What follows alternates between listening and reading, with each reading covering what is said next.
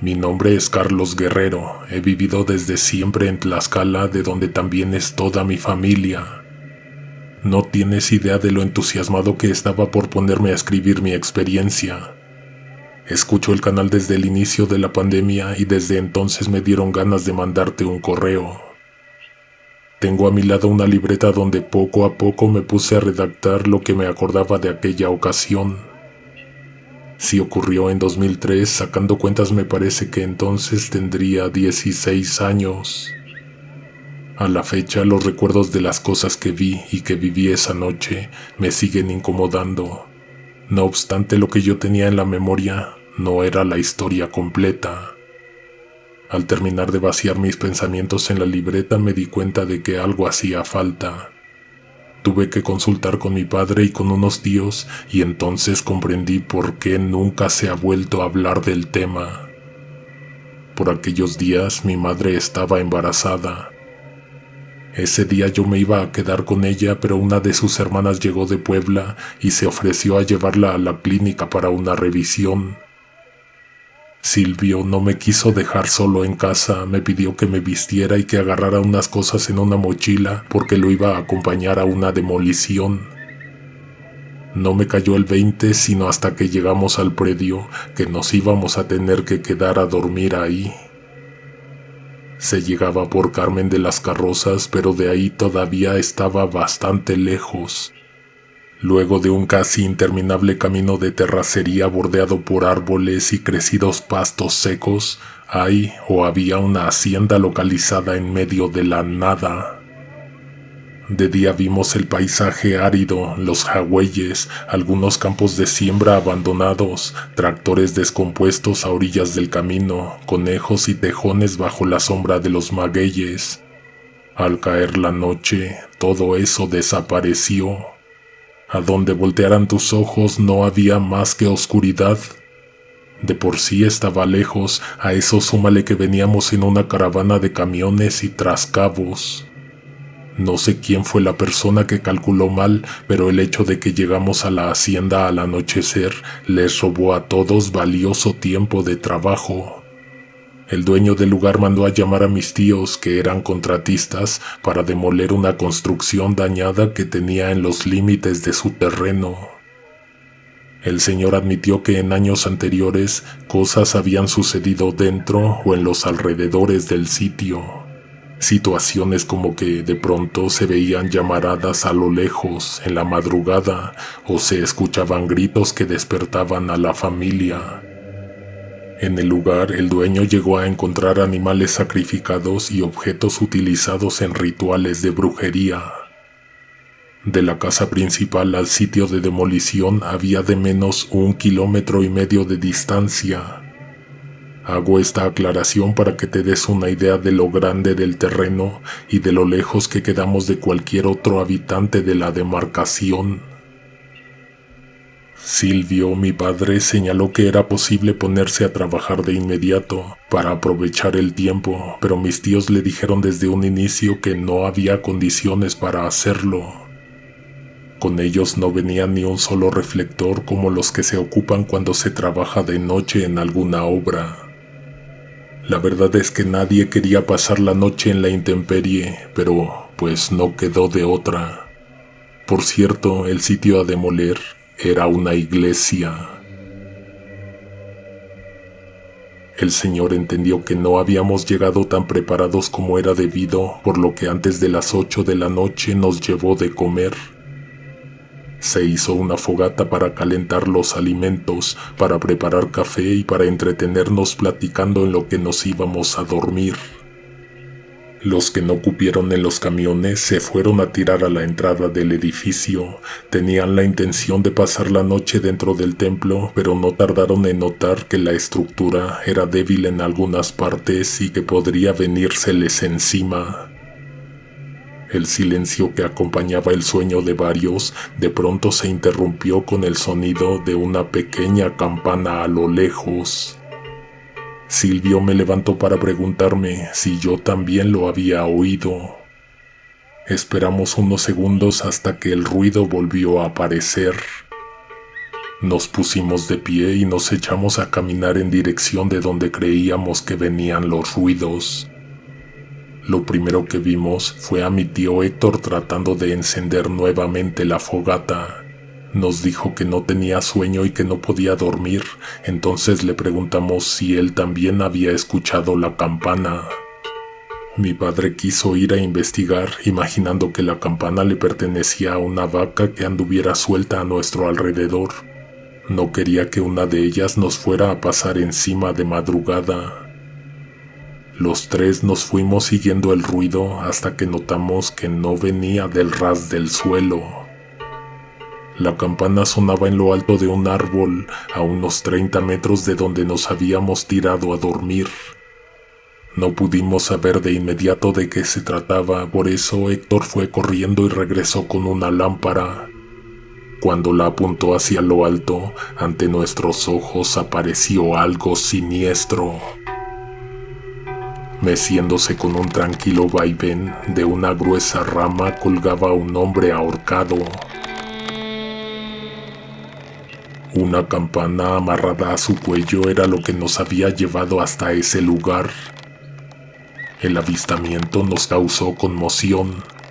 Mi padre y mi tío casi por instinto se llevaron las manos al rostro y se dibujaron una cruz. Yo hice lo mismo que ellos sin preguntar. Nos quedamos un momento contemplando lo que teníamos de frente hasta que Héctor reaccionó y se puso a buscar el extremo de la soga para cortarlo y bajar el cuerpo al suelo.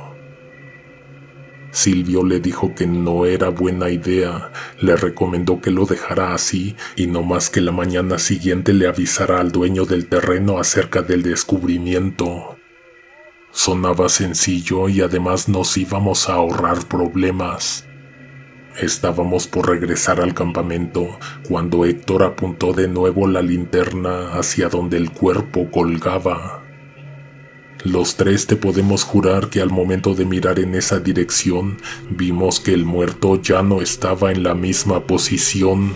Cuando menos, su cabeza se había movido, su rostro apuntaba hacia nosotros y sus vacías cuencas nos miraban.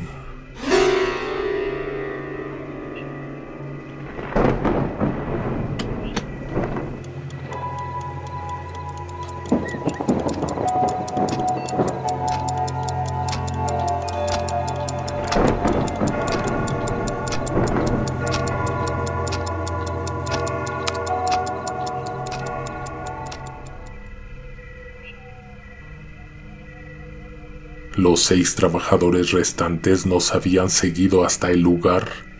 Aparecieron justo en el momento en que nos dimos el susto de ver al muerto mirándonos. Ellos también se persignaron y también hablaron de bajarlo para darle sepultura.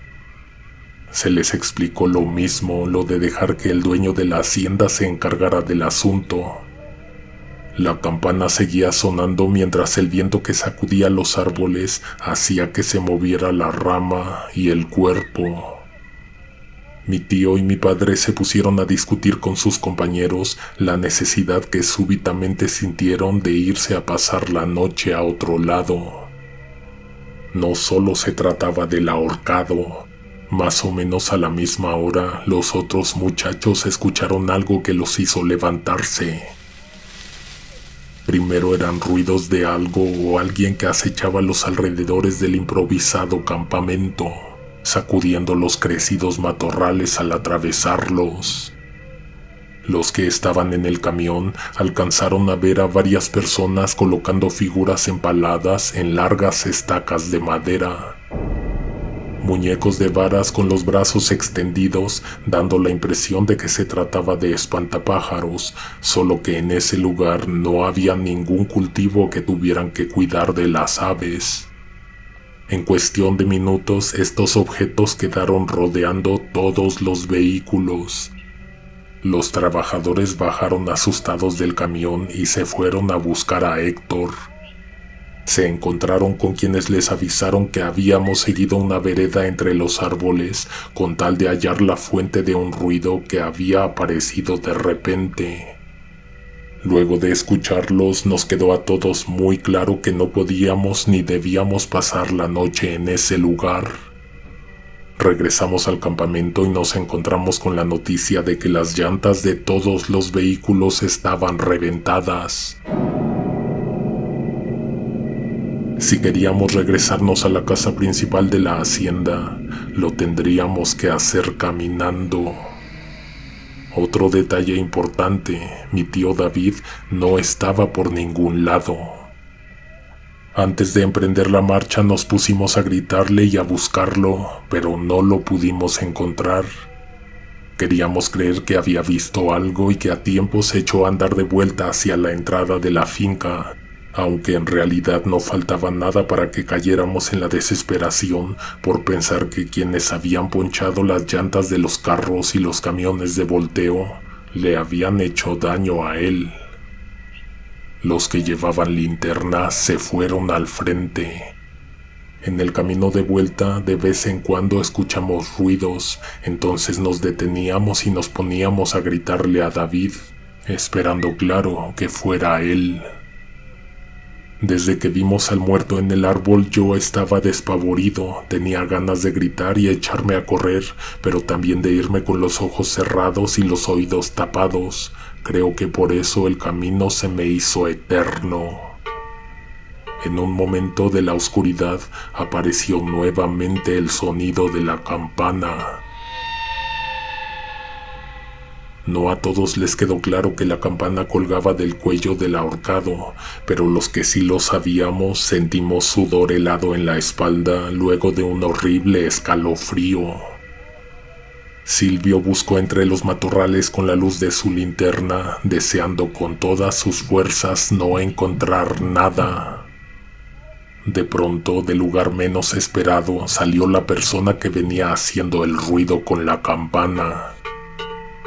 Era mi tío David, quien además de traer al cuello aquel objeto que ostentaba el muerto que colgaba del árbol, venía arrastrando los pies, tenía la piel pálida y una expresión en el rostro que distaba de ser normal.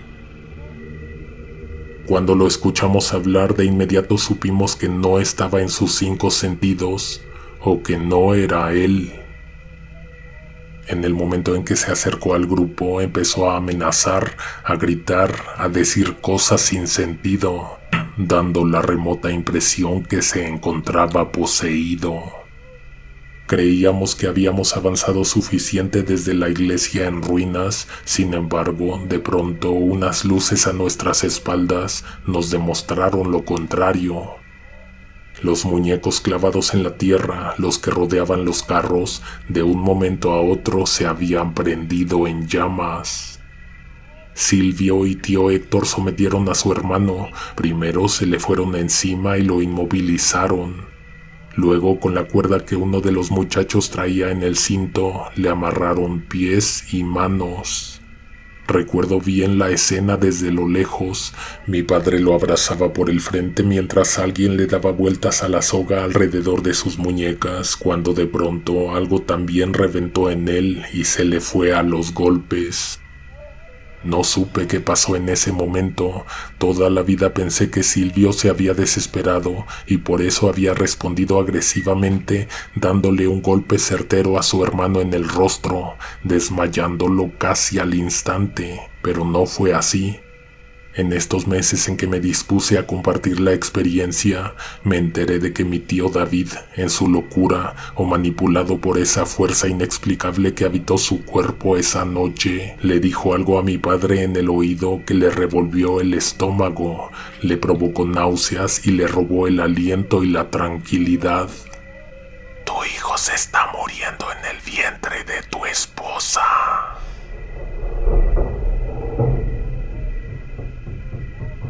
Tardamos bastante en llegar a la entrada de la hacienda. Quienes venían cargando a David llegaron exhaustos. Tan pronto como les fue posible, lo bajaron al suelo y lo desamarraron. Al momento de quitarle las últimas cuerdas, mi tío se levantó como si nada hubiera sucedido y sin invitación se encaminó hacia el interior de la casa. Mi tío Héctor lo quiso detener, pero algo se lo impidió. Había un ambiente extraño ante nosotros, además de los jardines iluminados con antorchas, todas las luces en la casona estaban encendidas. Por la música que venía del interior y por la larga fila de coches estacionados en la entrada, nos quedó claro que en la finca estaban ofreciendo una fiesta. Esperábamos encontrar todo menos eso. Silvio se adelantó hacia el interior de la vivienda, sin embargo, un par de sujetos lo detuvieron.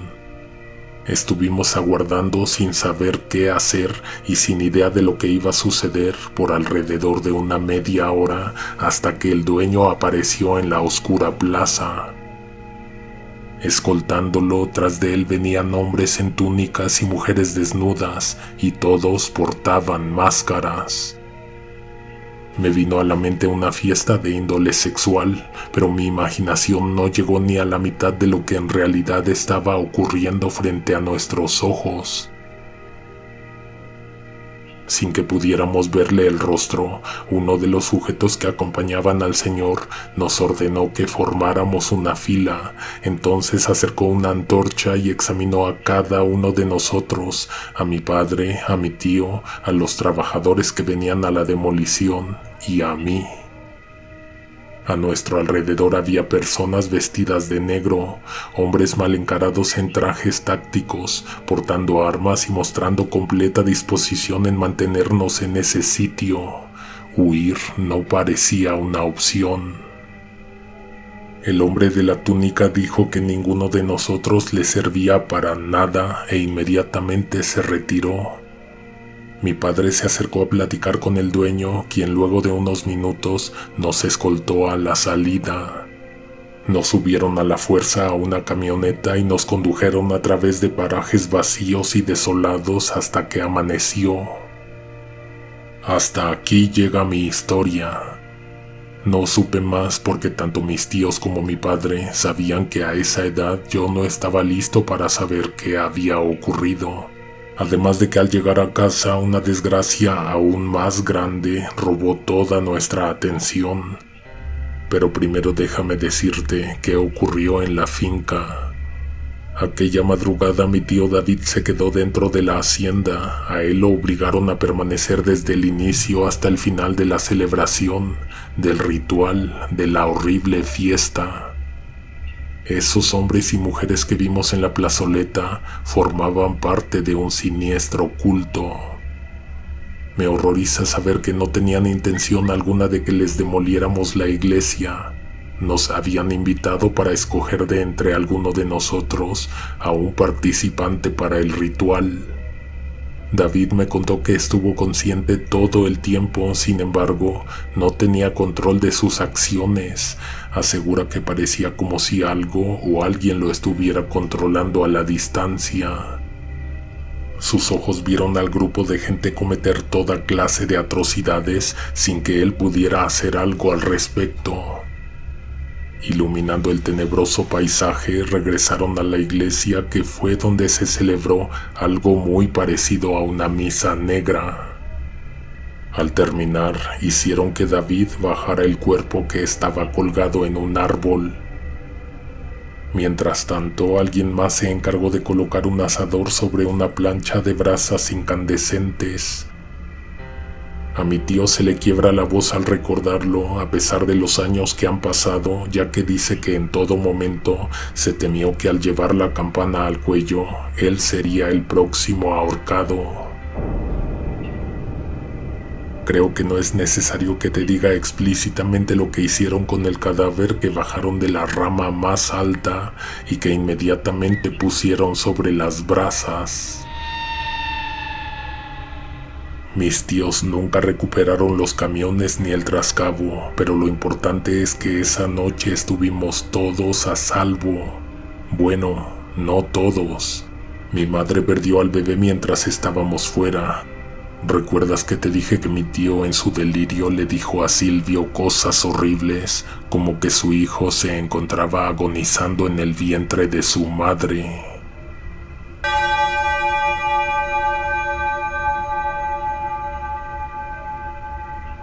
Mandamos un saludo a Carlos Guerrero, quien además de mandar esta historia, nos compartió la manera en que documentó el resto de los sucesos que tuvieron lugar aquella noche.